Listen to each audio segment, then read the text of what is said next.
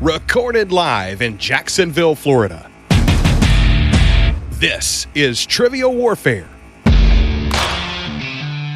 More than just a pub quiz, Trivial Warfare is your gateway to a worldwide trivia community. Join your hosts, Jonathan. We just described Ric Flair as Neanderthal Man and Planet of the Apes. Chris. Yo, we going down to Sesame Street. That's your impression of hardcore rap? Carmela. That would irritate the hell out. I'm like, I just want my groceries. My ice cream is melting. Ben. 4 halogens in that list. Oh my God. You were like, it's not the halogens. I'm like, no, Ben, no. Those damn halogens got me again. And the rest of the Trivial Warfare Army for another week of fun and games. Now here's your host, Jonathan Oakes. Hello and welcome back to another episode of Trivial Warfare. We are the podcast that takes the pub quiz out of the pub and brings it home to you. My name is Jonathan, and I am here today with Mr. Ben Young. Hello, Ben. Good morning. Welcome back, my friend. Thank you. Appreciate it. It looks like it's McMaple Bacon time where you're at. It's always McMaple Bacon time in this house. I'm referring to your shirt. I'm not sure if you realized. Yeah. Okay. So, Ben, we're going to have a lot of fun today. Oh, yeah.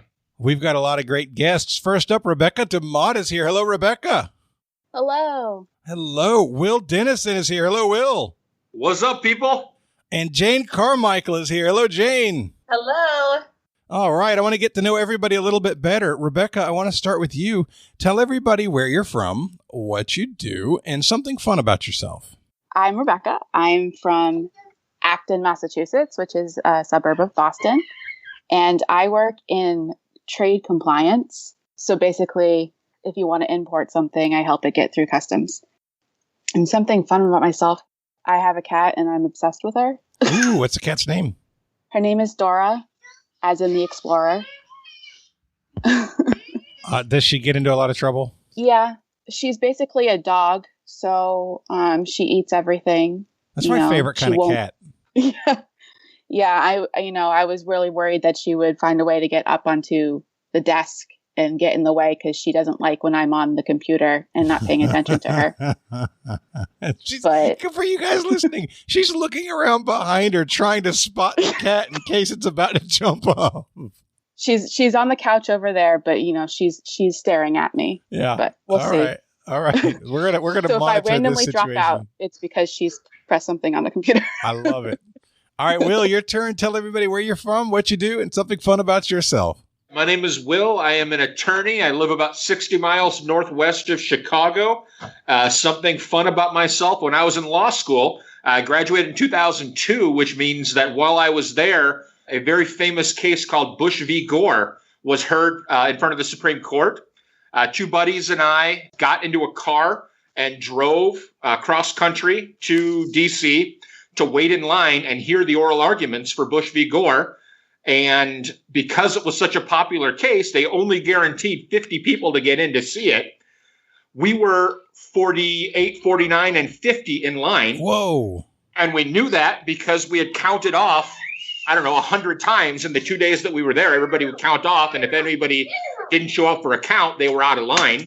But 2 of the people in front of us were professional line standers hired by ABC. And by the time that I got up to the front, they were counting people off. And I was 51 because ABC and linestanders.com had 2 people there, but took 3 slots.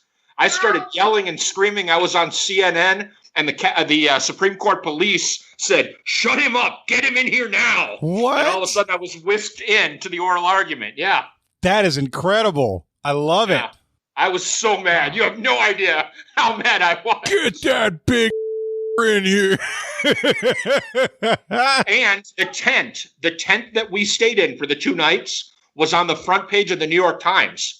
New York Times photographer came by and took a picture of the people standing in line, and our tent was on the front page of the New York Times. Wow. That's craziness, dude. I love it.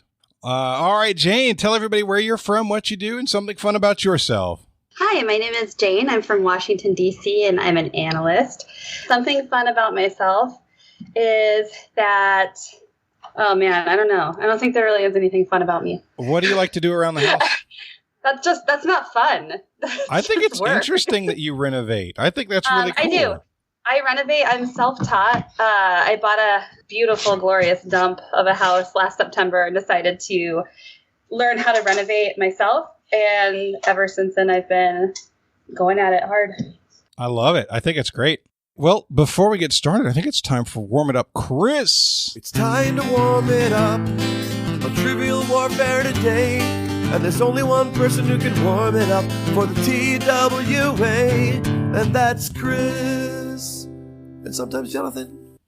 So here is your geography Warm It Up, Chris. And this was actually sent in to us by Reed Lund. Oh, thank you, Reed. That right. Sounds like the first time we've had a question from Reed Lund. Yeah, the name sounds like a new name, so we are very grateful. Welcome, Reed. All right, so the summer solstice just recently passed as of this recording a week ago on June 20th. Sunrise in Santiago, Chile was at 7:46 a.m. local time, which is 11:46 a.m. Greenwich time. I have a list of U.S. state capitals, and I want you to tell me, will the sun rise before it did in Santiago or after it did in Santiago on that day? So the sun comes up in the east, right? Yes. Meaning if it's east of Santiago, Chile, it's before, and if it's west of Santiago, Chile, it's after. Is that the way we're playing this? Generally speaking, yes, that's correct. Okay, there's our reference point. Yep. Everybody good? Will looks like a confused Muppet.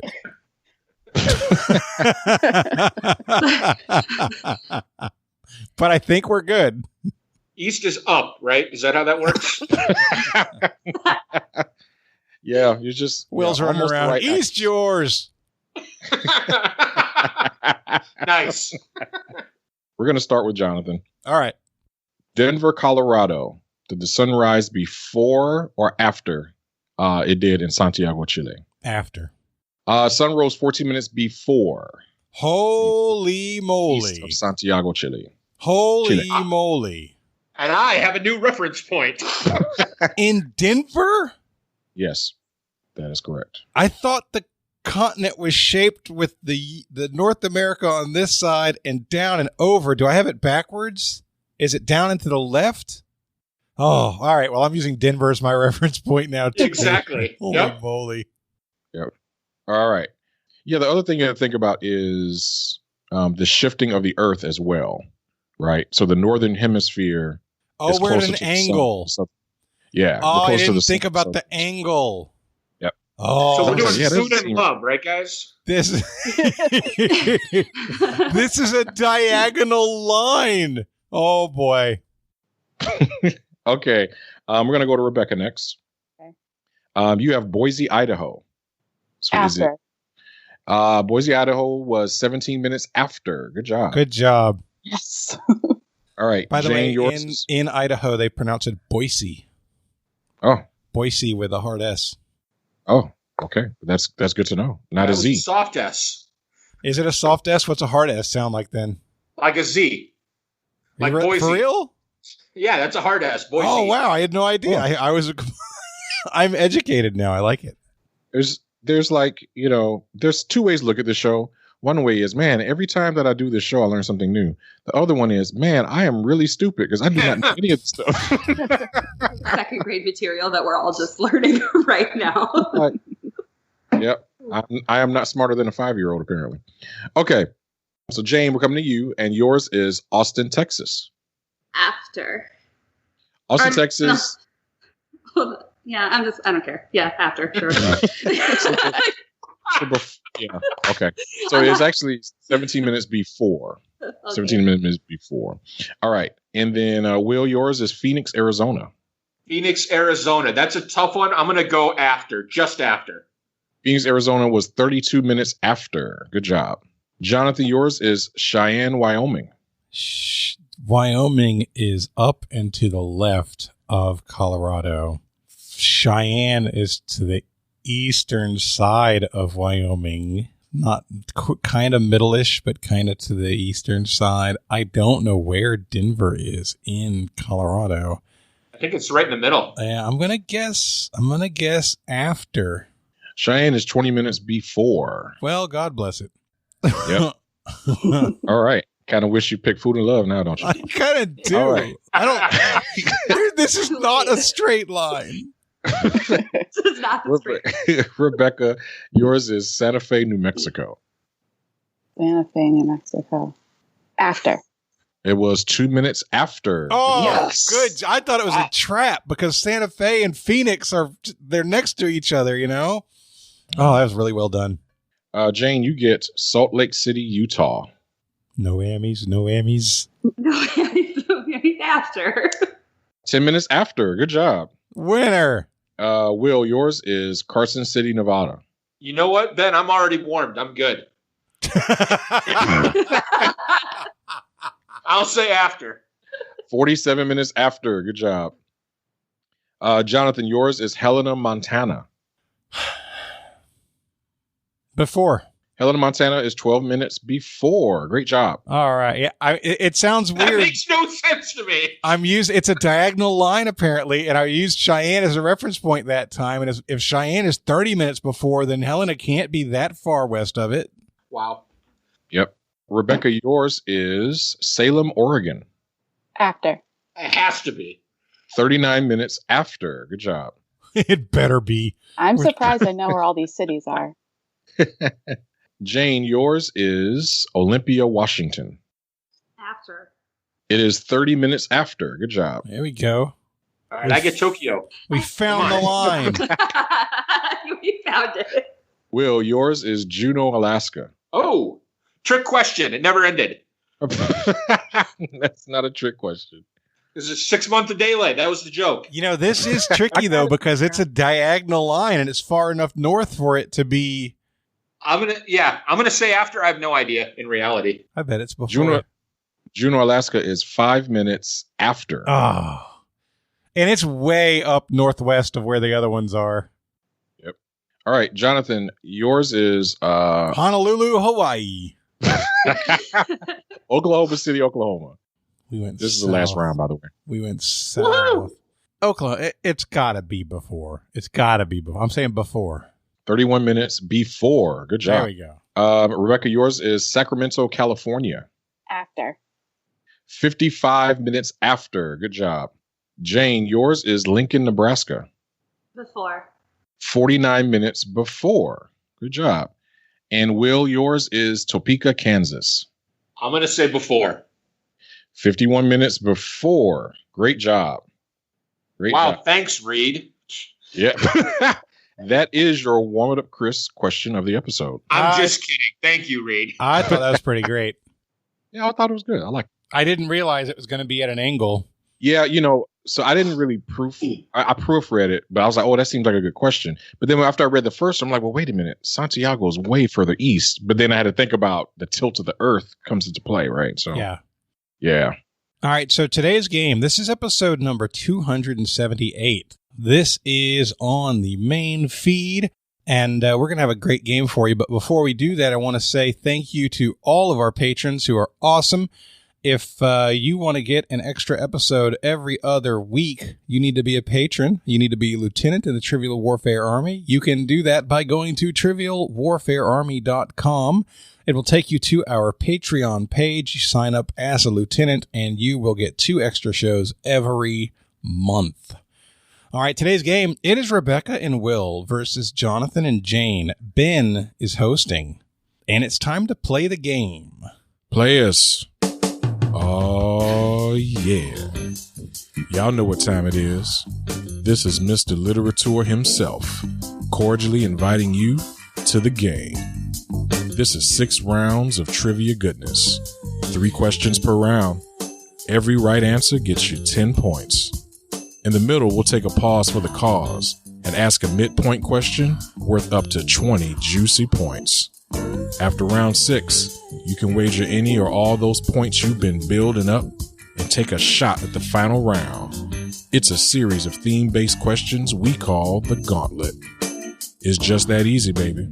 But this game ain't gonna play itself, players. Let's get it on. Okay, players. Let's go ahead and get this started. Round 1, question 1 is in history. Hit the week. According to recent polls, between 6 and 10% of Americans believe that what 1969 event was an elaborate hoax? Jane, we can lock in with that. Yeah. Oh, yeah. We're locked in, Ben. Okay. It has to be the breakup with the Beatles, right? No? Maybe the moon landing then? Moon landing. Okay, it's one of those. It's 50-50. Let it be, Will. Let it be. Well, I don't know. I think this might be a little bit young for everyone else. Sorry. Ben, we're going to lock in the moon landing. Okay. We said moon landing. Correct answer is moon landing. Good job. Woohoo! Yeah, the Beatles breakup, I believe, was 1970. Well, and fake. So Conspiracy. I mean, okay. Technically, it had to be by 1980 because John Lennon was dead by then. So That's not a breakup, Ben. if he's not there, They're all if widowers. I'm married and my spouse dies, I'm not married anymore. It's over. The marriage is over. Did you break up with her? It's Sorry, a broken- babe. You got shot. I gotta leave. Is it over if she haunts you every day? Oh, It's like Ooh. it's like that scene in What's Love Got to Do with It when they're rushing Tina to the hospital and Ike is like, "If you don't make it, I'm gonna kill you." All right, that was so dark. Thanks, Ben. All right, we're gonna lighten it up. Trivial Warfare, everyone. Yeah, exactly. We're gonna lighten it up with a category everybody loves, and it's Ben Murders a Hit. Oh, Cool. So you'll name this 1977 mega hit Ugh. that peaked at number 5 on the Hot 100 chart. Wait. Even a number one Mega song. hit. It peaked at number 5. Mega hit. Listen, Jonathan, you want to bet money that you will agree that this is a mega hit I after will you hear not it? agree on principle. Okay. Fine. Even Anyone if I else wanna bet? agree in my heart, my mouth will not say it. You're going to rebel against yourself. I Damn love right. that. Oh, confliction. All right. So here are your lyrics. The clothes she wears, her sexy ways, make an old man wish for younger days. Yeah. She knows she's built and knows how to please. Sure enough to knock a strong man to his knees. Would you like me to read your lyrics back? Yes, sir. Yes, please. Okay. The clothes she wears, her sexy ways, make an old man wish for younger days. She knows she's built and knows how to please. Sure enough to knock a strong man to his knees. Rebecca, I can lock it in if you will let me sing it when time comes. Otherwise, we need to talk so I can sing it when time comes. Yeah, you can lock it in. That's fine. Okay. So Will's going to write it down and circle it, locking in. So that means you can talk. JJ, you can talk. All right. So Jane, you're saying you think it's I believe in miracles. You think it's that? No, I retract. So my mom had this like Oh, best she of the retracts 70s. it. I retract because I think I know what it is now. My mom had this album. It was like the best. It was kind of like now that's what I call music, but like way before that was a thing. Sure. And she had them by decades in the 70s, and I think this was Brick House. I mean, I'm looking at the lyrics, and I thought it was either going to be Brick House or Super Freak. His singing definitely makes it harder to do this because it gets stuck with that beat in your head.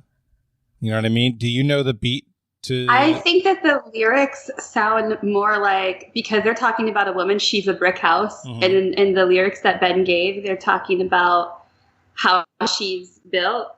Yeah, for sure. So I think- Can you do the tune of Brick House, the part where the She's a lyrics are? brick house. Right. That's the chorus, though. I mean the lyrics part. Just letting it all hang out. No, because when I listen to these, I only know the choruses. Like I don't really listen to that kind of music, so it's kind of like I also don't know where it fell on the chart. Whether both of those would be mega hits. Yeah. Well, so by Brick Trivial House. Warfare standard. Brick House would definitely be around the number 5 kind of thing. That feels right. Is it right for the year? It is around the right year. So is Super Freak, to my knowledge. Maybe Super Freak might be later. The clothes she wears, sexy ways, make it old man. That could be. You know what? It would be the second time Ben used this song in this way. So it's clear that it's one of the songs that he loves and would like to go with. So I'm fine with that. We can do Brick House. Okay. All right, we're going to lock in with Brick House. Rebecca and Will. They are absolutely right. The clothes she wears, her sexy ways, make an old man wish for younger days. Yeah, yeah, yeah. She knows she's built and knows how to please.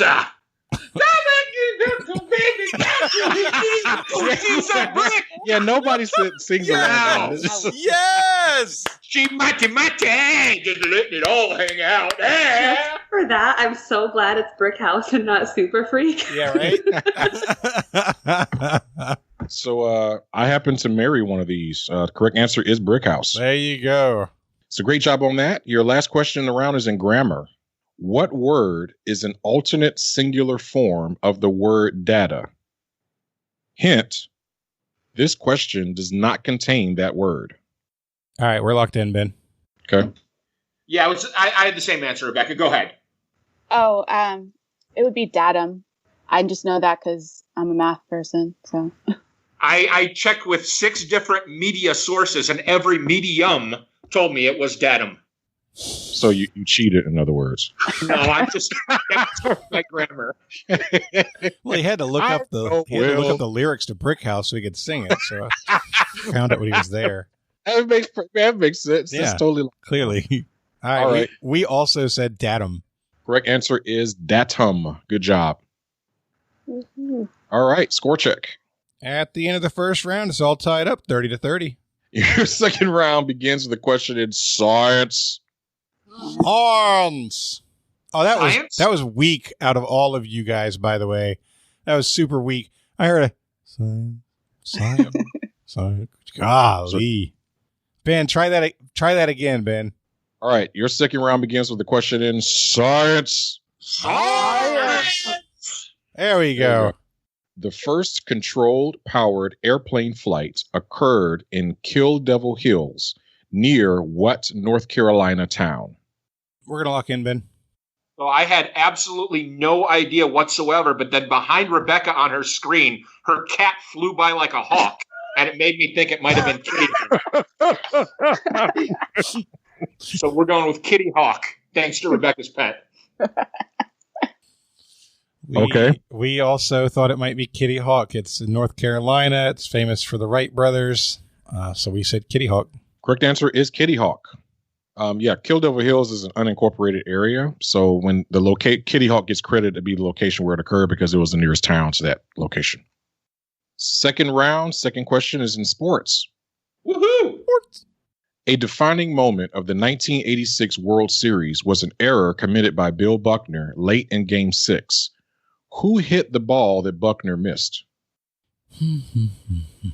Yep. All right, Ben, we're going to lock in. All right. Rebecca and Will?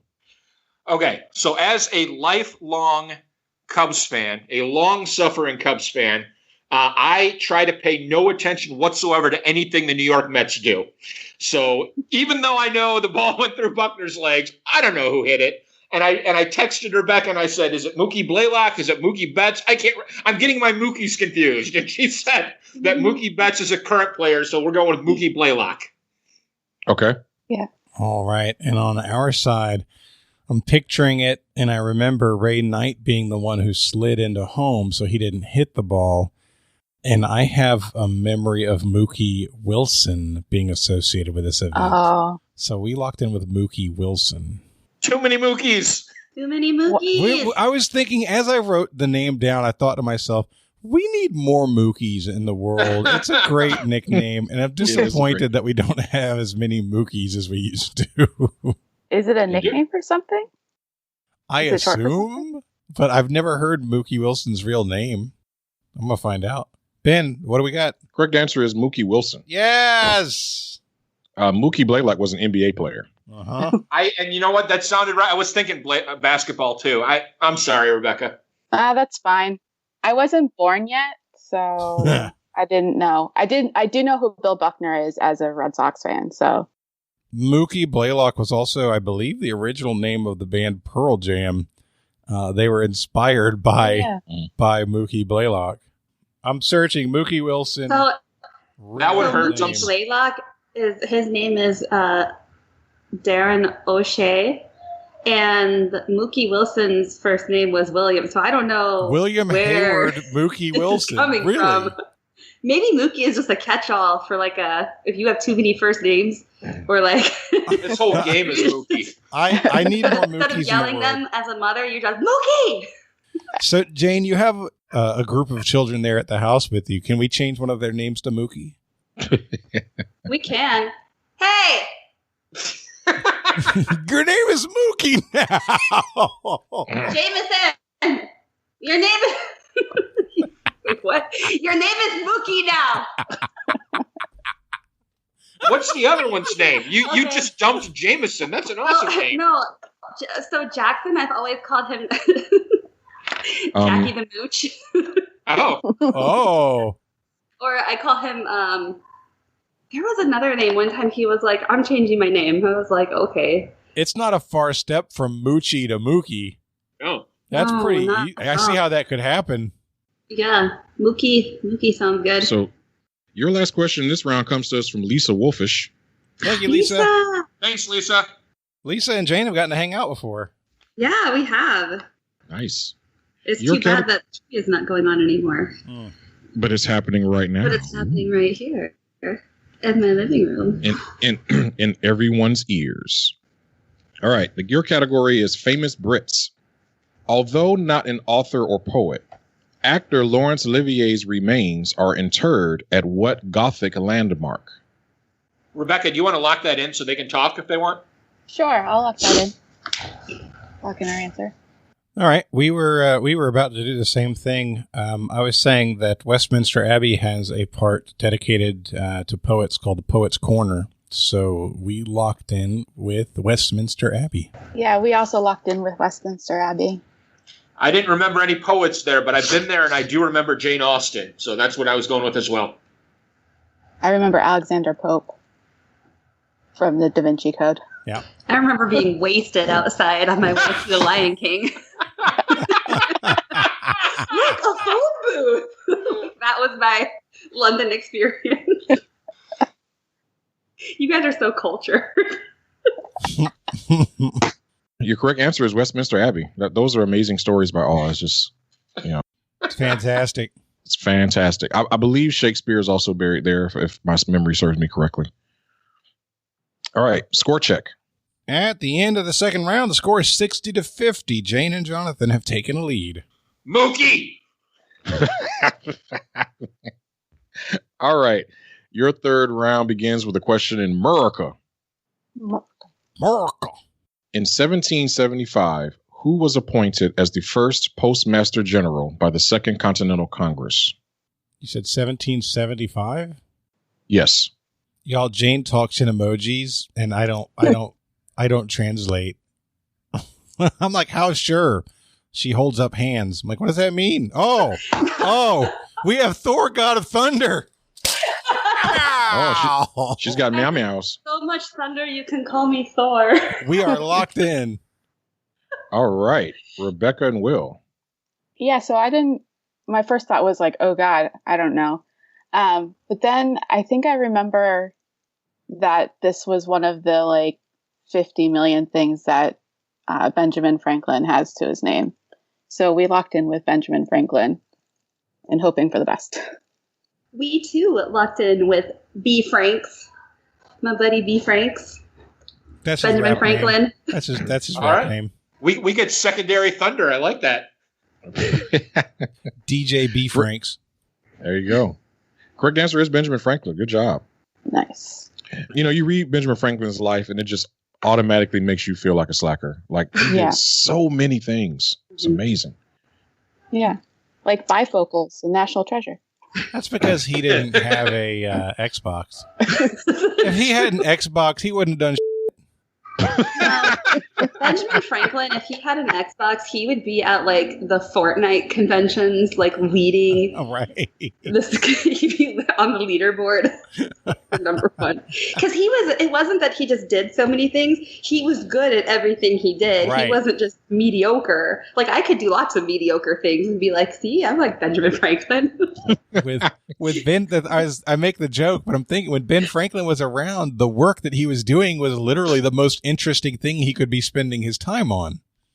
That's kind of the point I'm making. There's a lot less distracting you from the things that you're interested in. Could you imagine Ben Franklin on Tinder? Just like, no. You know what? She's a brick house. That might be the single weirdest sentence I've ever heard.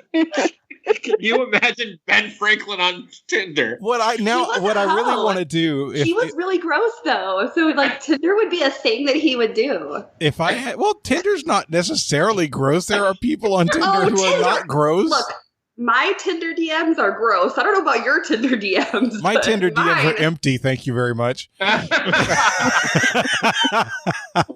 No, my point is that creating historical spoof accounts for Tinder sounds like a lot of fun. Holy crap. Can you imagine creating like Ben Franklin and Thomas Jefferson and Harriet Tubman and have Tinder accounts for them? Cherry picking. It would be hilarious.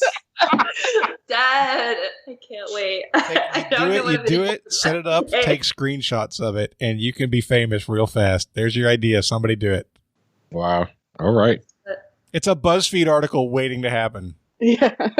So, Ben, you can do the historical men. I'll do the historical ladies. Okay. We'll just see how it goes. Yep. We'll just throw it out there. Oh, Charlotte Bronte on Tinder. Oh. Oh, boy. Emily Dickinson. Oh, see? Come on now. But in her case, you definitely have to go see her. She can't really go out. Oh. That's true. Oh. Your second question around comes to us from Mark Watson. Thank you, Mark. Thanks, Mark. Category is music. Yes, Hack! What Canadian pop artist recorded the song If I Can't Have You off his self-titled 2018 studio album? What year, I'm sorry? 2018. Oh. I just made Rebecca laugh. With a text. With one word. I'm pretty sure that's it, though. I trust you. Okay. We're locked in. All right, JJ? Jane, what were you thinking?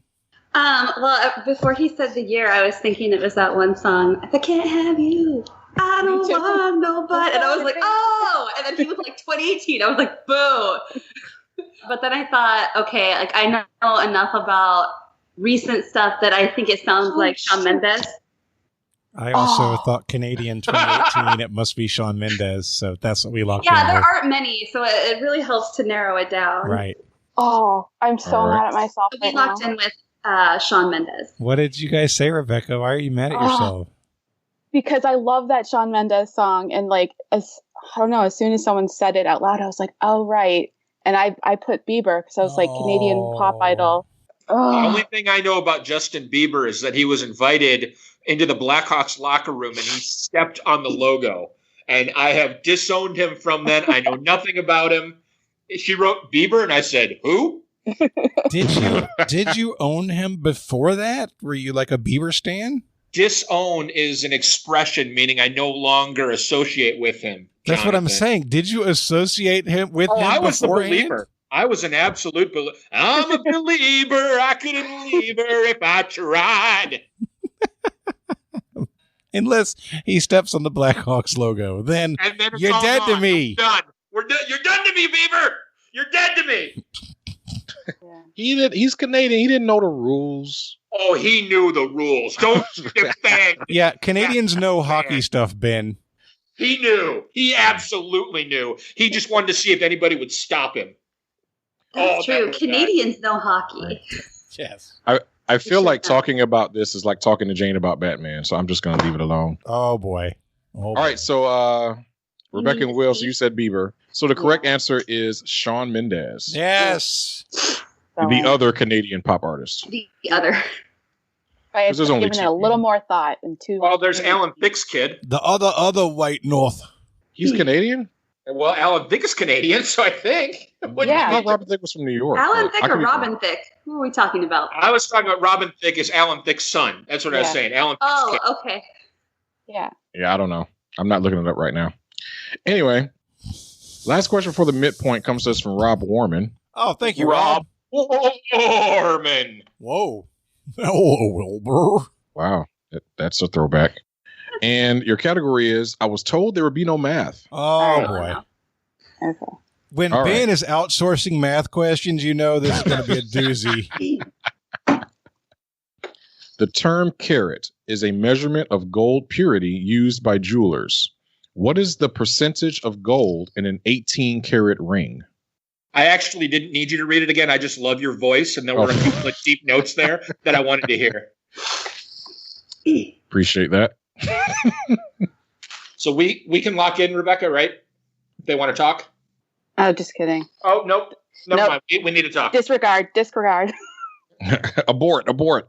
All right.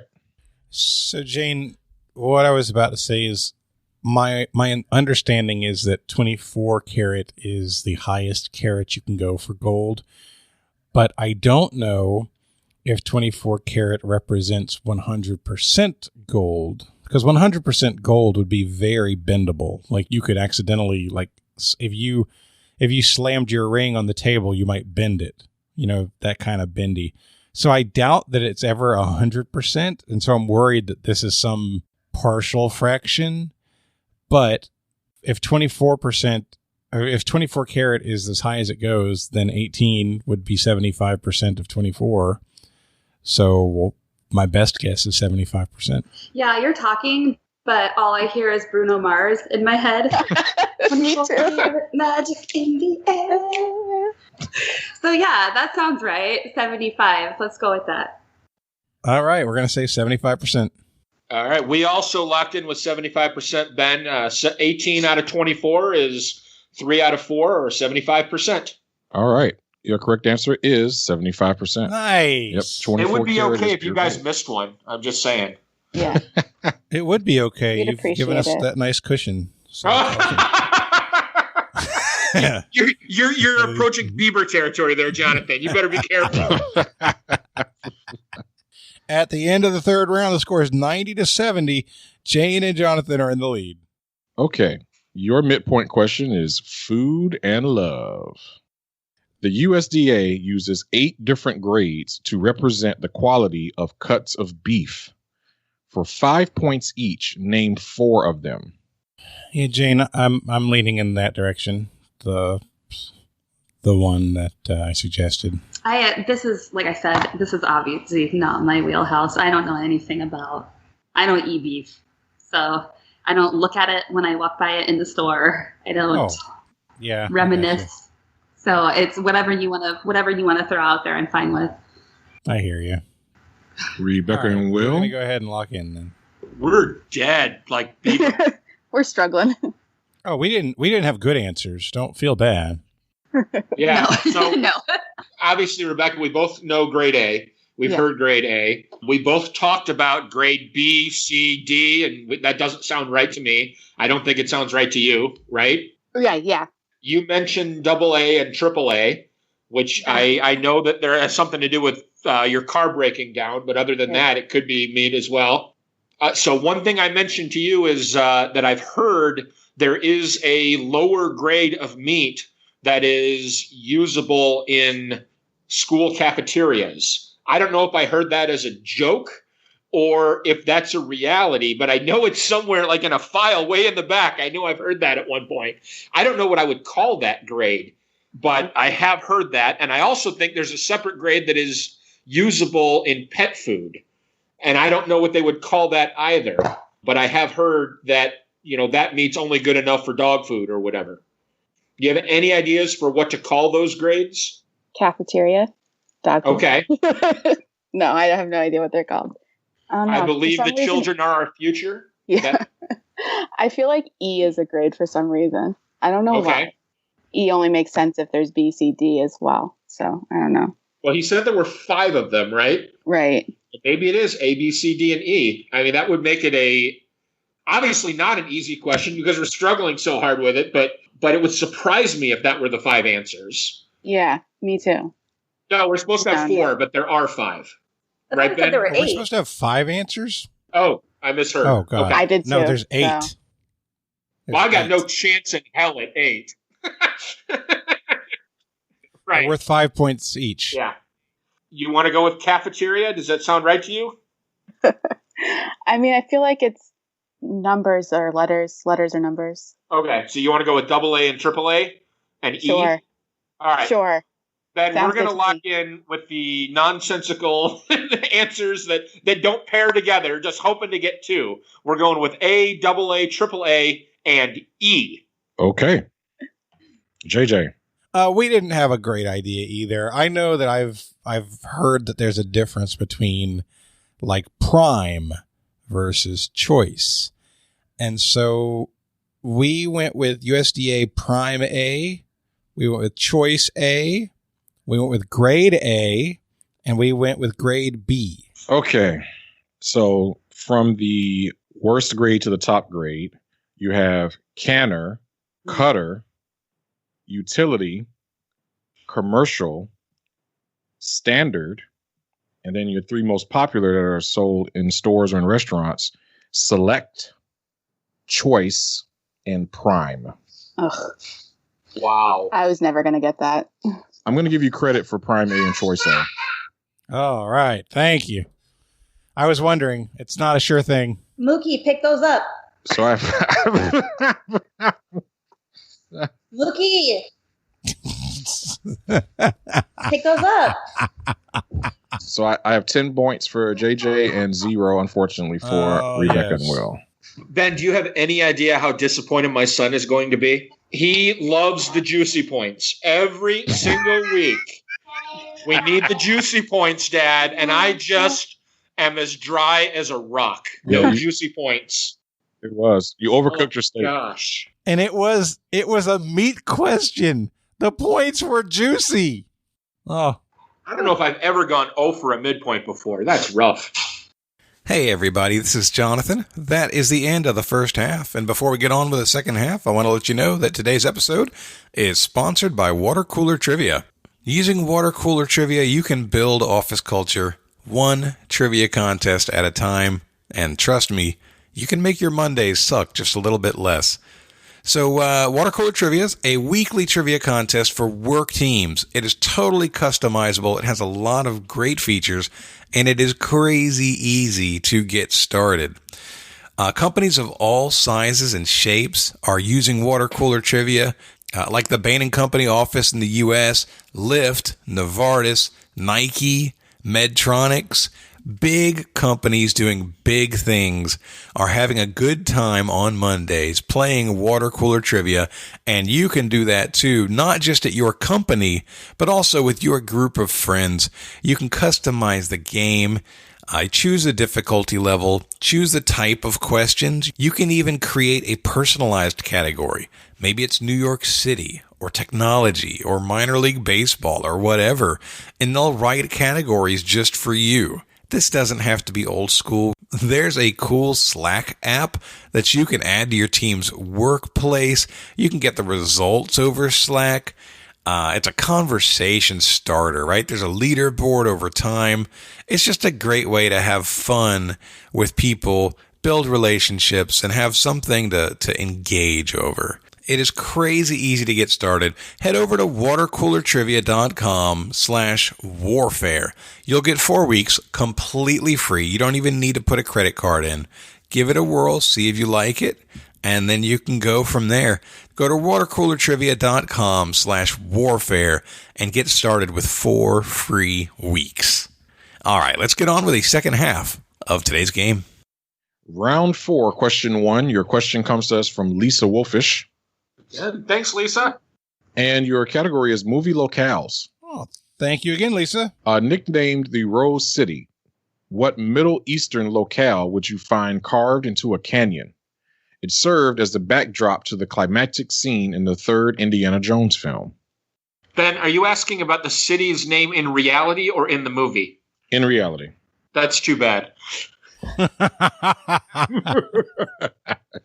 right, we're locked in, Ben.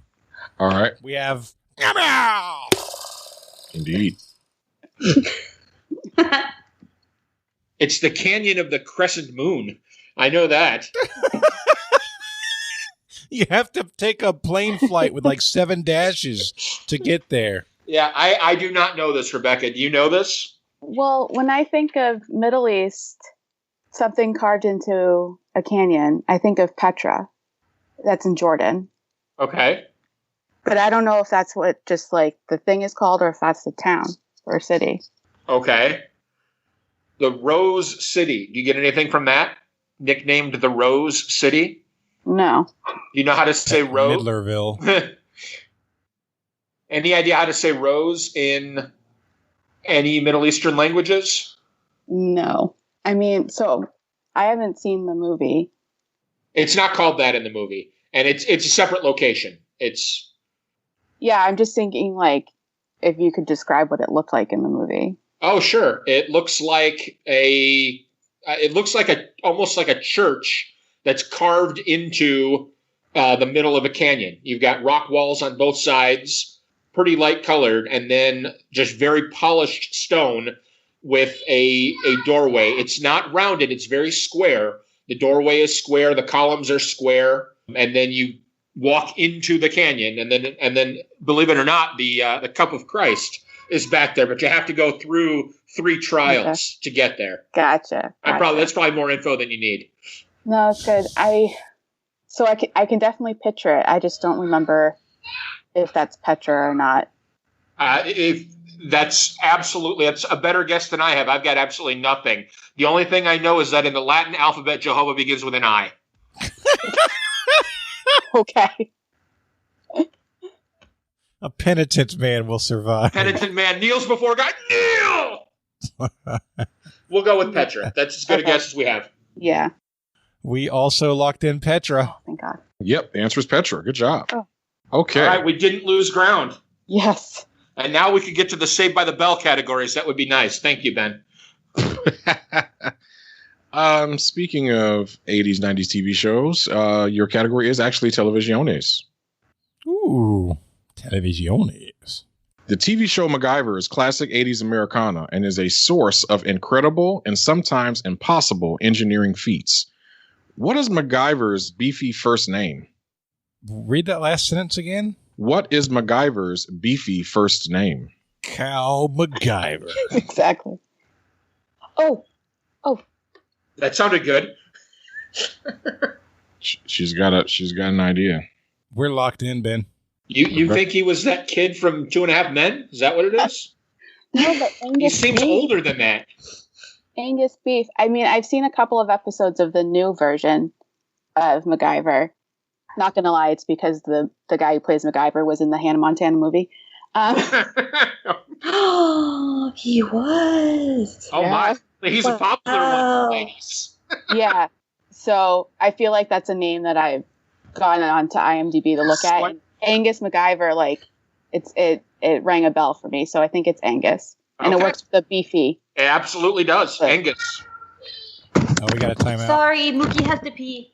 Mookie peed on my bed last time. I'm coming, Mookie! I seriously hope that sticks. It could. There's no way it couldn't.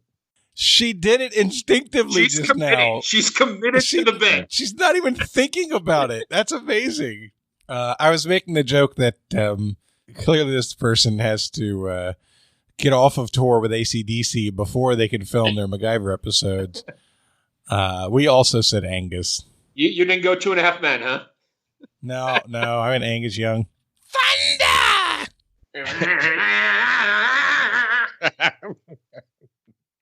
Correct answer is Angus. Yes. I was born in the middle of a railway track. What's funny is Angus is the guitarist. He's not even the singer, but it's just fun to do. You know, Rebecca, when you were talking about the new version of MacGyver, I thought you were going to start talking about MacGruber. Oh. Making life-saving inventions out of household materials. No, not Will Forte. What did I miss? Well, first we were commenting on your dedication to the Mookie bit. That was amazing. I'm all in. I put him on the toilet and he goes, "I'm not Mookie." Oh. I said, "You Mookie now." Get on board. I'll change that whenever I want.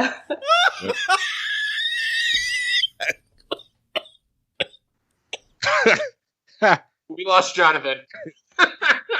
He's choking. He's laughing so hard he's coughing. Oh, You Mookie now is that's pretty funny. I like that. You Mookie. Oh, It reminds me of- your title? my shoulders hurt. Oh, It reminds me of that Neil deGrasse Tyson joke where he says, "You matter unless you are multiplied by the square of the speed of light, then you energy." oh man, that hurt. That laugh really hurt. My armpits hurt. What the hell is this? Armpits hurt. Like my back hurts. Oh, the whole upper body area hurts. Wow. Don't do that to me, Jane. This God would be- bless it. Jane, that joke was so funny. You realigned Jonathan's back. No, I'm in pain. Your last question around comes to us from Mark Watson. Thanks, Mark. Thank you, Mark. Category is business. Business. Business is good. With a D? Business? Business, yes, business. Okay. Business.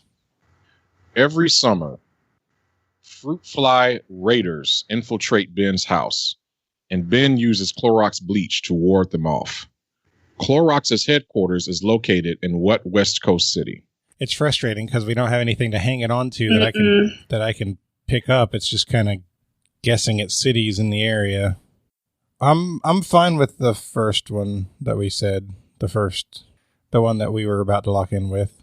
Okay, I'm fine. I think that's as good a guess as any based on how we narrowed it down. All right, we're gonna lock in. All right. Okay, so we're in the middle of a texting back and forth right now. The last thing that was mentioned was Oakland, based on the idea that real estate would be a lot cheaper there than San Francisco. So maybe, but where the company is headquartered, they don't need a lot of space. They just need office space. So that it doesn't really matter. We're not talking about where it's produced necessarily. What do you think, Rebecca? I mean, I think Oakland's a pretty good guess. I was saying to Will earlier that my mom's from the Bay Area, and particularly in the town that she's from is a big chemical plant. I think Northern California has a lot of those, so that's why we kind of stuck in that area. But I like Oakland. The only issue that I have with Oakland is that the Coliseum is there, and it's a really dirty building, and I feel like Clorox would have done something about that. But if you want to go with Oakland, I'm good with that. We're gonna say Oakland. Yeah, Oakland. Okay. So Jane and I listed out major cities along the West Coast. Every city in the West Coast. Yeah. All the way from Tijuana to Vancouver. And Jane's been to most of them. And so she's like, I don't remember it there. I don't remember it there. We narrowed it down and ended up locking in with Oakland. Oh, come on. You're dead to me, Beaver. So it appears that neither of you picked up on the clue that I gave you in the question. No, we didn't. So I talked about fruit fly raiders infiltrating my house. Oh. That was the clue that I gave. Oh. Correct answer is Oakland, California. Oakland Raiders. I asked Jonathan, I was like, is there any other clue in the question besides West Coast City? We're like, nope. You could have asked me to repeat at any time. I would have been happy to do it. Away. I didn't hear a clue. I heard the question just fine. Hey. Plus, I also still would have struggled with that or Los Angeles. Oh, And the Raiders are in Las Vegas, Ben. That's Las Vegas as well. oh, and? Meaning what? That's it. that Las Vegas isn't a West Coast city. Come on, man. At the end of the fourth round, the score is 130 to 100. Jane and Jonathan maintain a lead. Your fifth round begins with a question in sports. Sports. Mookie. Mookie's not going to help you with this one. Now the Lucky Johnson because he's so many sports players' nicknames. This is women's sports. Mookie's not going to help you. Mookie Johnson is a damn good sports name. It is. I agree. Ronda Rousey is perhaps the most famous female fighter in MMA history. She was a multiple-time UFC bantamweight champion before ending her career with 2 knockout losses. Name either woman who defeated Ronda Rousey in the octagon, and 2 bonus points if you can name both. Oh, we might. Okay. Do you want to go with those 2? Yeah. Because I feel like I know that one. All I right. think Well, let's go like with for yours sure. first. Let me Go with yours first. I want and to go with do mine for the bonus. I want to do a clarification to the question, just because I don't want to throw anybody off. I said multiple-time UFC bantamweight champion. It would be more correct for me to say that she defended her title multiple times successfully. Okay. So, Jane, let's go with your primary, and mine is the bonus. Okay. All right, we're locked in. All right, Rebecca, you've got absolutely nothing on this? Absolutely nothing. Okay, so I'm going to talk out loud and I'm going to risk sounding like an idiot, but hopefully we'll get there in my thinking. I believe one of the women that beat her was a striker. She was more of a puncher than a grappler. I can picture her in my mind. She has very short blonde hair that she keeps braided very tight to her head. And I believe her name sounds like, I can't remember her name is Cyborg, or if her nickname is Cyborg or something like that. It's probably her nickname, which doesn't help us. But I'm thinking it's something about Cyborg. Okay. That's not ringing any kind of bells at all? I literally know nothing about fighting. I just know who Ronda Rousey is because she hosted SNL. Okay, then I can't come up with any names at all beyond that, so let's lock in with Cyborg and hope that happened to be her ridiculous last name. Okay. All right. Any bonuses? Lucky Mookie Johnson. All right. Yeah. Lucky Mookie. Mooka. Hey, Mookie could be non-gender specific. It could be like Sean. Oh, we're not going to say the first name. Our bonus is just Johnson. But we think she's Mookie. Okay, gotcha. Aren't we all a little bit Mookie? We are today. Jane? So immediately my mind went to Amanda Nunes. She's a Brazilian fighter. And I remember watching that fight. I don't remember if it came before or after Holly Holm. Holly Holm, the But so for our choices, we said Amanda Nunes and Holly Holm. So Ronda Rousey took her first defeat in the octagon by a woman known as the Preacher's Daughter, Holly Holm. She had more than a year layoff where she then faced the then champion Amanda Nunes and lost by knockout in like 46 seconds. 48 seconds. Yeah, it was under a minute. I watched that fight. I did too. So your correct answers are Holly Holm and Amanda Nunes. Yeah, Cyborg is a different person altogether. All right. But it is a person. Yeah, Cyborg. If Cyborg had been the correct answer, I would have given it to you. That Chris Cyborg is another fighter. Oh, okay. So the interesting thing is that Amanda Nunes, she's basically semi-retired. She has completely cleared out both. She has 2 titles in 2 different divisions, and she's beaten everybody in those divisions. And I believe her partner just had a baby or is close to having a baby. And so she's basically semi-retired and she doesn't have anybody left to fight. So she's going to go and be with her family for who knows how long. Good for her. She's ridiculous. She should retire as champ without taking the L. Yeah, I mean, people do that all the time. It's not like wrestling. You don't have to job yourself out before you leave. You never beat me, and I'm done. Yeah, the cool thing about UFC is if you take a long layoff as champ, if you stay away long enough, they will create a fight for an interim champion, and then whenever you come back, you can fight that person and unify those belts again. So they always keep the champion thing, which I personally like that because you can always have the champion thing going. People can't just take the belt and never fight again, right? So I would. If I won one fight for championship, it's over. What I mean is, ever beating me for this belt. If you retired as champion, they would crown a new one. That's the point. That's fine. Your second question around is in, man, this category came up a lot today. Food and love. Oh my God, Ben. What's on your mind? When baking my mother's world famous cornbread dressing, I always get evaporated milk confused with condensed milk. What additional ingredient is contained in condensed milk that is not found in evaporated milk? So to clarify, if I have evaporated milk, I can add one ingredient to it to make it condensed milk. And I want to know what that ingredient is. And All right. Yeah, we're going to lock in, Ben. Okay. You want to go with water or milk, Rebecca? Do you like either of those answers? Or creamy. Or cream, yeah. That's what I They're meant. both milk. Yeah. It's been a really long time since I've seen either. So Do either of them have anything to do with love?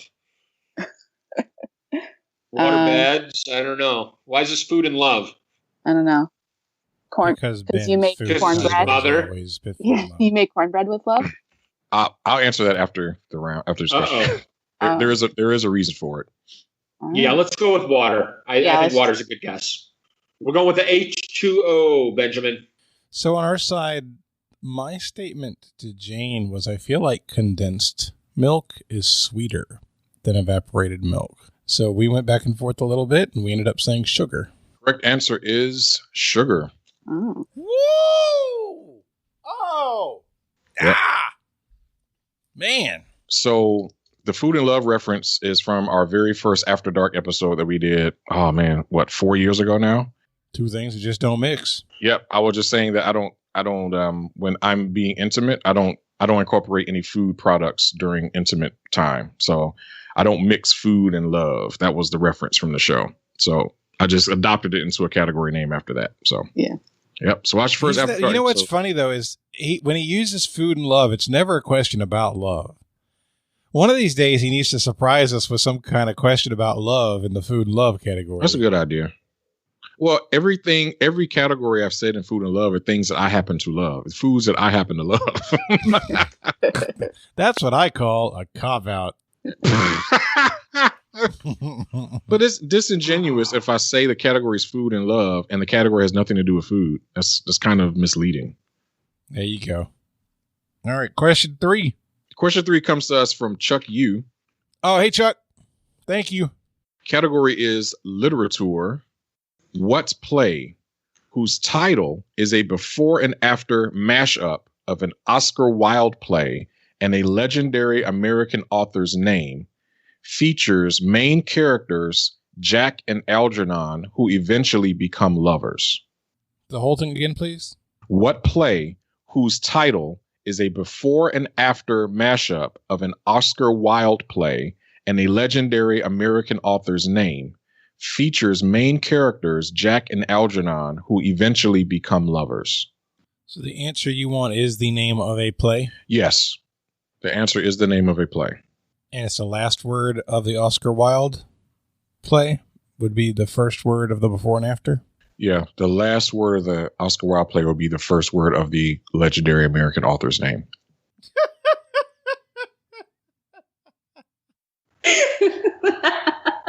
Oh, yeah. I'll show myself out. If what I think the answer you're looking for is the answer, that's not really the way before and afters work. So I'm confused as to that, but I won't know until after the question. So we're going to go ahead and lock in with an answer. All right. Rebecca, I think you said you were close to an answer also. Rebecca and Will? Not me. We're about as far away from an answer as it gets. Okay. Chris is not here today, but he left his bag of nothing, and I've got it right on my desk. No. Hey. Yep. Jar. It's got a Nothing jar. right there. Yep. So, Rebecca, you were suggesting The Legend of Sleepy Hollow. From legendary American author. If that's the clue. That's the first thing I thought of. Okay. And is that Washington Irving, or is it George Washington Irving? I think it's just Washington Irving. Washington Irving. So if that's the case, then the play would likely have to end in the word wash. And I can't think of anything that would fit with that. Yeah, I don't really know a lot of Oscar Wilde, unfortunately.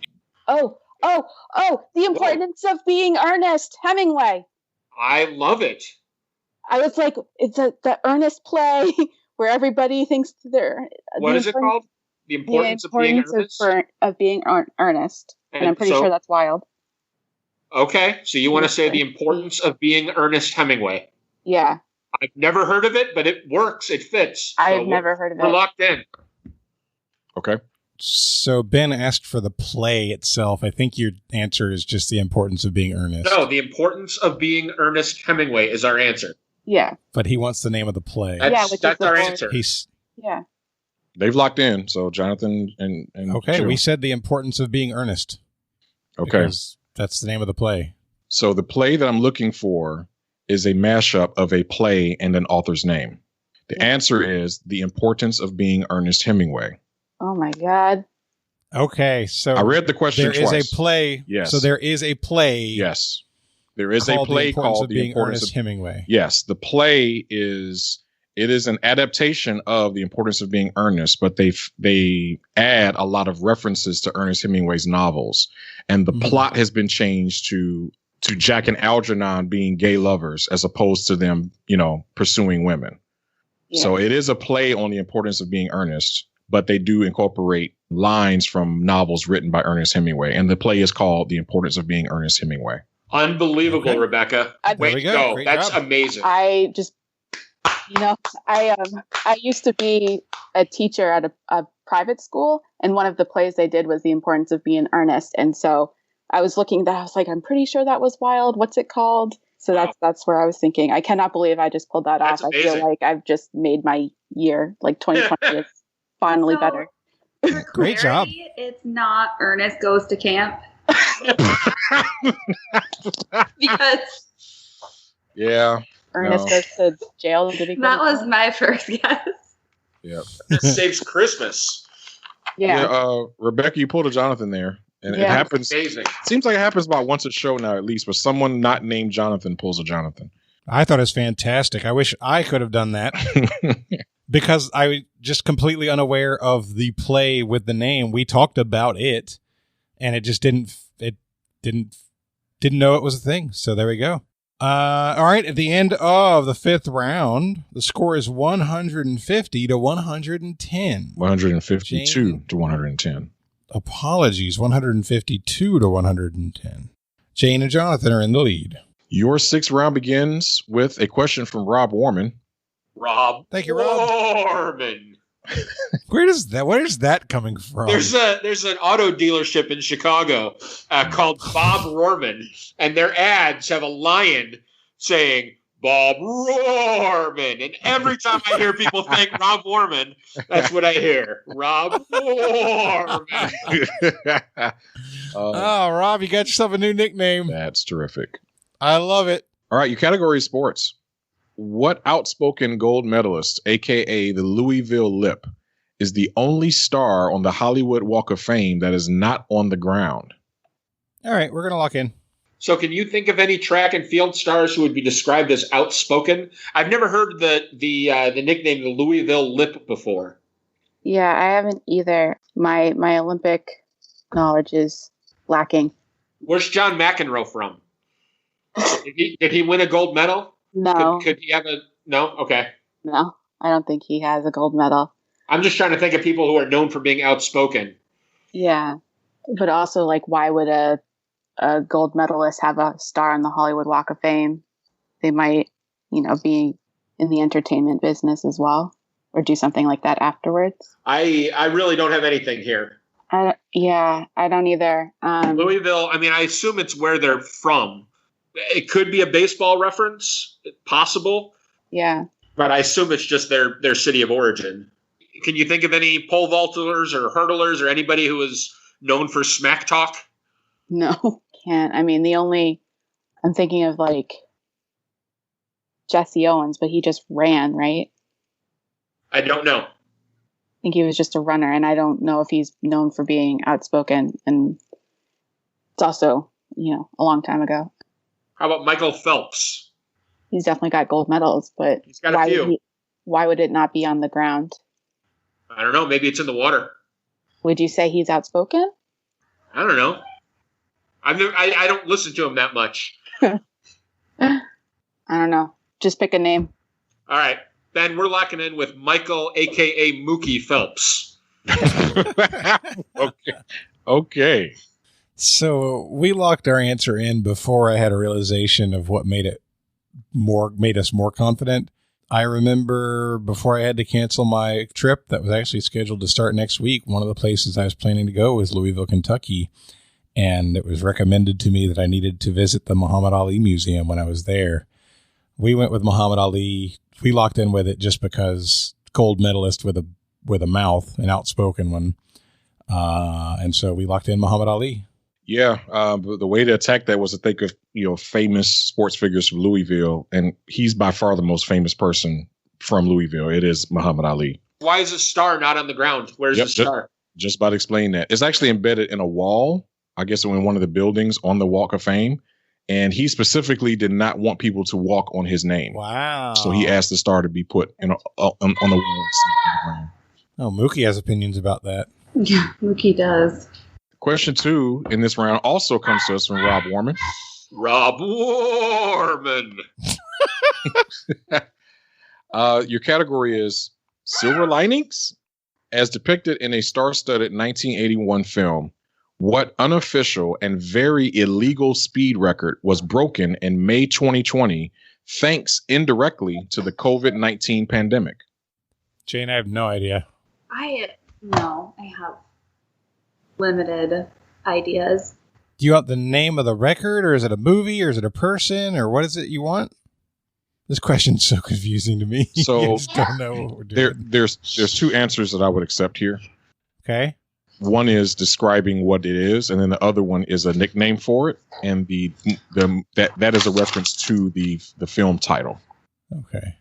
But we could just describe what it is. Yes. I'll accept All the right. description.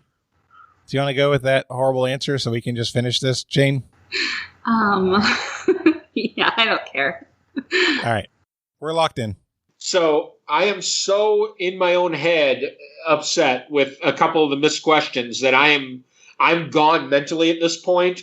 And I was texting Rebecca that one of the ideas I had was the Blues Brothers with 106 miles to Chicago. And she wrote back, was that 81? And I'm like, no, it was 106. I'm sure about that. Totally forgetting about the year. No, it was 106. Yeah, that's how stupid I am at this point. Like, I can't even think. I don't know what's being asked. If the title to the movie can be a reference to this event, the answer can't be the Blues Brothers or that trip of 106 miles. So that's wrong. It has to be a star-studded 1981 movie that refers to a very illegal speed record. I don't know. I have no idea. Is there a movie called Around the World in 80 Days? I mean, I know there's a book. Yeah, but the movie didn't come out until... I mean, there's a movie with, like, Jackie Chan, I think. Okay. Oh, but it was, like, 2000s, maybe in the 90s. Okay, not 2000s. You're sure not 81? Yeah, I'm sure not 81. Okay, I'm just thinking about things that could be a very illegal speed record. For it to be very illegal, you think it likely has to involve a car. Yeah. If it's a jet plane, it's just a fast trip, it's not going to be breaking the law to do that. So it's got to be a car traveling faster than a car is allowed to travel. Back to the Future didn't come out until like 85, right? 1985 was Back to the Future 1, correct. Everything great happened in 85. Yeah, exactly. Greatest year in American history. Can't think of any 81 films. I can't either. I'm lost. Let's say 106 miles to Chicago. Okay. Sounds good. All right. All right. And on our side, we had absolutely no idea whatsoever. So we described a full circuit of Los Angeles. Okay. So again, I would accept two answers for this. The movie starred Burt Reynolds, Roger Moore, Farrah Fawcett, and Dom DeLuise. Is this Cannonball Run? It is the Cannonball Run. Oh, I didn't have Burt Reynolds. I needed Burt Reynolds. And it is a cross-country drive from New York or Connecticut to the Portofino Inn in Los Angeles. So it's a transcontinental drive. Very interesting story about this. So the guy that broke it, like I said, it happened back in May. He rented a Shelby Cobra sports car and took the seats out of it and put a bunch of fuel cells. So he had like 130 gallons of fuel that he went, cross country so that he only needed to stop for fuel once. And he had some close calls with the cops, but he ended up making it in just under 26 hours, which set a new solo record. Close calls? Was he like outrunning them? What the hell? Yes. One of them, he was outrunning while the cops was pacing him. He said one cop kind of paced him and then gave up. Another cop was gaining on him, but then he was able to lose him by like going off on highway exits, and then like looping around and then getting back on the highway. And then, oh my gosh, I forget how he got out of the third one.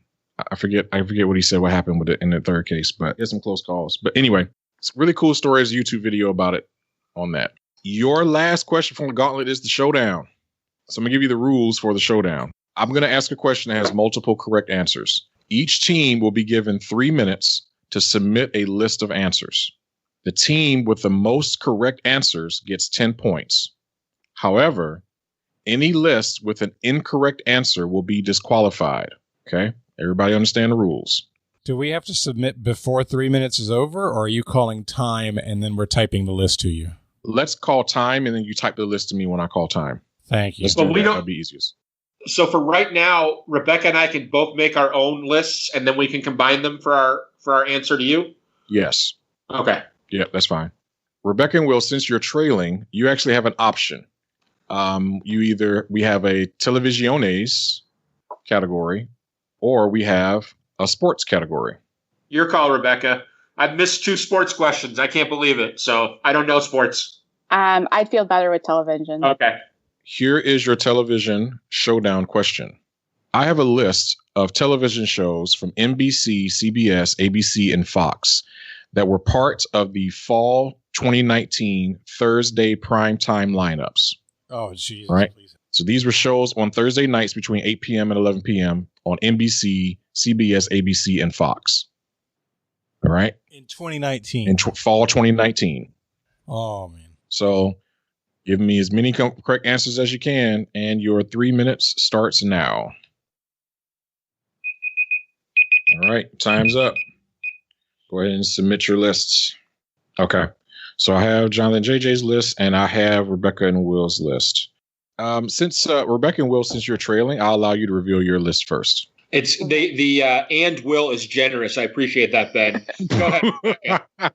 So I know that Thursday night is the comedy nights for CBS and NBC. So that's kind of where I went to and didn't really know about ABC or Fox. So I have Young Sheldon, The Neighborhood, Mom, and I believe The Unicorn was the fourth one in the fall. And then on NBC, I have Superstore and The Good Place, because I couldn't remember when Will and Grace and Brooklyn Nine-Nine had their season premieres, so I didn't include them either. Okay. All right. So your list was The Neighborhood, Young Sheldon, Mom, The Unicorn, Superstore, and The Good Place? Yeah. All right. We just got to hope that they missed one, because all we had, and this was all Jane, because I have no idea what day any current TV has come on in the last 5 years. I'm not even sure what day it is today, to be honest. All right. So we said Law and Order, Special Victims Unit, The Good Place, and Thursday Night Football, which we knew was simulcast from the NFL Network. Okay. Give me just a moment. I am fact checking. Rebecca and Will had the longer list. Oh, God. However, The Neighborhood was not on Thursday. I knew it was going to be that one. Yep. So, unfortunately, I'll have to disqualify you, and the 10 points will be awarded to Jonathan and Jane. Wow. Great job, Jane. SVU is on Thursday? SVU is definitely on Thursday. Yep. I thought about it, but I couldn't remember if it was Thursday or not. Yep, it's definitely Thursday. For the sake of time, I'm not going to read the whole list. Agreed. 10 points will go there. After the sixth round, the score is 172 to 110. Jonathan and Jane are in the lead. Your gauntlet category is, I could really use a hug right about now. No kidding. Oh, man. Hugs. Yeah. All right, Ben, our wager is locked in. Okay. Our wager is locked in. Okay. All right, Ben, let's do it. All right. Here's your first question in I could really use a hug right about now. Huggy Bear was an informant on what 70s TV show? We are locked in. Okay. Okay, we're going to lock in. Okay. Here's your second question. What artist is responsible for post-impressionist paintings Embrace in 1900 and The Embrace in 1903, and later produced surrealist painting Embrace in 1971? Holy crap. All right, we're going to lock in. Answer Our is answer is locked in. Okay. Apologies. All right. Here's your last question in the gauntlet. What author wrote the following? I will not play tug-of-war. I'd rather play hug-a-war, where everyone hugs instead of tugs, where everyone giggles and rolls on the rug, where everyone kisses and everyone grins and everyone cuddles and everyone wins. We're locked in. Okay. So Jane says she's fine with it, which means we're going to lock in. All right. So I will read the questions back and you'll reveal your answers. And then I will tell you after that if you're right or wrong. Huggy Bear was an informant on what 70s TV show? We locked in with Starsky and Hutch. We said Starsky and Hutch. What artist is responsible for 2 paintings called Embrace and 1 painting called The Embrace? We had it as go ahead. I was going to say I struggled with this one. Jane and I both did. I don't know Picasso to be a post-impressionist or surrealist painter. You know, he invented Cubism, but he had to be doing something first. And I think he fell away from it later. It was challenging because Dali, I feel like, was still alive in 1971. And he would have definitely been doing surrealism. But at the end of the day, this person had to be around 90 years old. And that really feels like it must be Picasso. So we said Picasso. And we were debating between Salvador Dali and Pablo Picasso. And my partner said she thought it was Picasso. And I say, trust your partner. We locked in Picasso. Okay. And your last question, who wrote the rhymes about playing hug-a-war instead of tug-a-war? Man, it could be any of 10 people. We said Dr. Seuss. Okay. We obviously thought about Dr. Seuss. We ended up going a different direction. And if we're right, maybe we can pull out this terrible game. We went with Shel Silverstein. That was one of the ones that Jane was saying. It could be Silverstein. Okay. Here are your answers. Huggy Bear, played by Antonio Fargas, was an informant on the show Starsky and Hutch. Artists here, I pulled this from the same wiki page. They did classify these as post-impressionists or surrealists, but the surrealist one definitely is Cubism. It is Pablo Picasso. Nice. Okay. And your author that made that quote is the author to one of my favorite books of all time. I don't know if it came from this book, but the book that I loved is Where the Sidewalk Ends. It is Shel Silverstein. Oh! Yes. Oh my gosh. We did it well. Oh, wow. That's a big twist at the end. All right. God. So, Ben, I think you're saying that. Well, yeah. Jane, I'm going to read this string to you guys. I said, we got to go Seuss, right? She says, unless it's Dahl or Silverstein, not Alicia. Silverstein also sounds like it could fit. All right. Yeah. So we went with That's some Seuss. thunder if I've ever heard it. Yeah. I mean, she was on Silverstein. Okay, Ben, we need to know what the wagers are. I can tell you that Jane and Jonathan wagered 50, and we will finish with 122. We knew that you guys were probably not going to bet enough that we could go with 0. We wanted to go with 0, but we didn't think, even with how ridiculously well you had played all game, that you would go that big. So we decided to go ahead and bet it all. We bet 110. Yeah. Nice. With a final score of 220 to 120, your winners are Rebecca Demott and Will Dennison. Great job, guys. Oh my gosh. Epic comeback. Even Mookie celebrated. Fantastic. Who would have thought? Seuss versus Shel Silverstein. I have to go make some sandwiches. I'm sorry to cut out now. They're being crazy. We understand completely, Jane. Thank you so much for playing. Thanks, Jane. Thank you so much for playing. We'll see you later. Everyone did a great job. I really appreciate it, Ben. You're great. Rebecca Williams, congratulations. Jonathan, great playing with you. I got to go. Bye. Bye, Jane. Bye, Jane. All right. So we do like to do shout outs and give people a chance to promote causes that they care about. Rebecca, we're going to start with you. I don't really have anything. I guess I'll just shout out my brother, who is my trivia mentor. Ooh. He's the smartest person I know. And love you, Ben. I love Ben too. I think you're talking about Ben Demott or whatever his last name is. Yes. Oh. Okay. I got confused for a second. I mean, you're cool too, but I've only known you for a couple hours. So. You're not even her favorite Ben. I'm okay with that. All right. Will, your turn. All right, a quick shout out to my beautiful wife and my lovely children. I love you guys. Thank you for giving me the time to do this. And a cause that I like to support. I know there's not a 100% crossover between people that love trivia and people that play fantasy football, but there is a larger crossover than you know. And so anybody out there who have been following along with some analysts, they're in a tournament called the Scott Fish Bowl, and everybody donates to a charity called Fantasy Cares. So I would encourage you to check out fantasycares.net, donate $5 or $10. 100% of the money donated goes to holiday presents for kids who wouldn't get them otherwise. It's a great charity. Last year, it raised, I won't say we, I will say it, raised over $50,000, all bought presents for kids. It's a great organization. I'm aware of the Scotty Fish Bowl League. I was in it last year. Were you really? Yeah, I made the semifinals. I'm in it again this year, too. Very cool. Very cool. That's awesome. All right. Well, that is going to wrap us up. So, great game. Great comeback win. Mm-hmm. I hate losing, but I love a good comeback. Oh, yeah.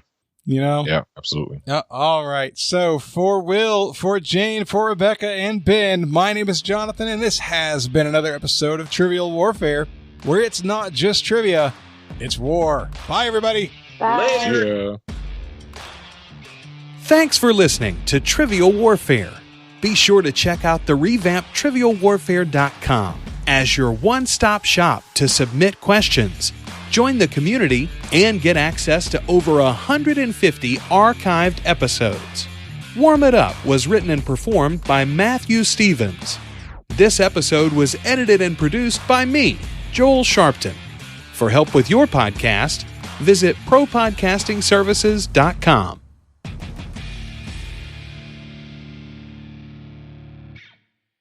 Bother you all the time, and just to get them to go away, you're like, fine, I'll put on the blue eyeshadow, and now you look like Mimi from the Drew Carey show. That's how my morning went. I don't know if you guys can see it.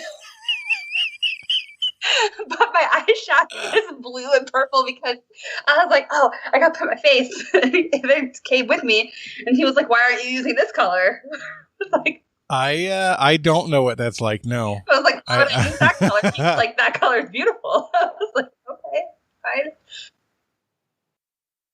Do you need 5 minutes, Jane? 10, 20 a year. I swear, it's like the only time they do this is when they know I have something to do. It's like they wait. They're just like plotting by themselves, waiting. They're like, oh, she's busy. It's time. Release the Kraken! If they're like, I can't. No. But we can't do it with them talking in the background. I know, and I tell my wife that every night. Release the Kraken? No, we can't do it with them talking. No, we can't do it with them talking. Every night. Who are you fooling? I have a question. Can someone tell me what a brick house is? Not the structure, but in popular culture, because I don't know. Yeah, I'm going to defer to Ben. The street term originally was, and you'll have to beat this, obviously, a brick house. And it was described like a nice thing to describe a lake. No, that's not a compliment. So it would be it's kind of the equivalent of you are the today, right? That's kind of what the equivalent was. And it basically was describing a woman that was stacked. Like she had nice curves and, she was, I don't want to use disrespectful terms, but just a woman that was stacked. Got it. Okay, got it. So they'd be like, hey, baby, you look like you full of No, they I will say essentially what he's saying. He's like, did you see? Mighty. Man, look at Betty. That girl's a brick house. That's kind of how they used to say it. But that is awful. Doesn't sound pleasant. No, I mean, there's a lot of things we say in today's culture that has a negative. She has that poison blue goo stuff that disinfects. My favorite one now is that ass is stupid. Yeah. Yeah. I love that. I don't know why. Use of the B word is used in positive connotation to describe, you a bad B word. Like that's true. So it's the same thing. Okay. I just wanted clarity because I didn't know exactly where that came from. Your second question. All right. I'm going to do that again. Second round, bro. So you got me thinking about brick houses and now I'm all distracted. All right. Panda's going to go erect a structure later. Erect. Oh, Jesus. Oh, Erect a structure. hey, this isn't the After Dark episode. Let's keep it. I was speaking strictly architecturally. So your choices are: I have an either or geography question, or I have a complete the list style food and love question. Oh my God. What do you all prefer? Makes no difference to me. I always like food. Stop it. She likes love. Actually, geography. But If I had a choice, geography. yeah. All right. Sounds like you're the tiebreaker, Jonathan. What kind of, do you have an example of what a geography, Well, so it's yeah, example of the geography, please. so I'll give you a geographical reference, and you have to tell me whether a particular locale, what the reference point is, like east or west of that locale. That's what the geography. Okay, yeah, let's do that. That sounds fun. Okay.